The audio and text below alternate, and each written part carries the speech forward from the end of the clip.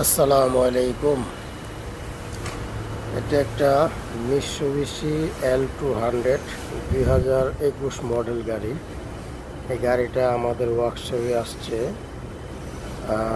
Gas লিকেজের কাজের জন্য। এই গাড়িটা এর আগেও বাহিরে কোনো এক ওয়ার্কশপে 2বার গ্যাস রিচার্জ করছে, কিন্তু গ্যাস রিচার্জ করলে দেখা গেছে 1 সপ্তাহ 2 সপ্তাহ বা 1 মাস চললে গ্যাস চলে যায়। যাই হোক, আমরা বাহিরের সম্পূর্ণ লিকেজগুলো চেক করেছি, বাহিরে কোথাও লিকেজ পাইনি। তাই আমরা ভিতরে কুলিং চেম্বার খোলার জন্য প্রস্তুতি নিতেছি। এটার কুলিং চেম্বার খুলতে গেলে কমপ্লিট ড্যাশবোর্ড খুলতে হয় পুরোটা, কারণ ড্যাশবোর্ড না খুললে চেম্বার বের হবে না।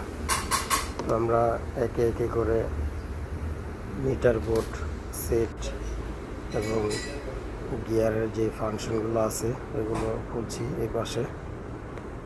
তো খুলতে খুলতে পুরা কুলিং চেম্বারই পুরা আপনার ড্যাশবোর্ডে বের করতে হয়েছে, তারপরে কুলিং চেম্বারটা বের করছি। তো কুলিং চেম্বার নতুন নিয়ে আসছে, তো ইনশাল্লাহ চেম্বার ফিটিং করে আবার কমপ্লিট লাগাবো। লাগানোর পরে আবার প্রেশার দেব, হাওয়ার প্রেশার দেওয়ার পরে ইনশাল্লাহ যদি লিক না থাকে তাহলে হয়তো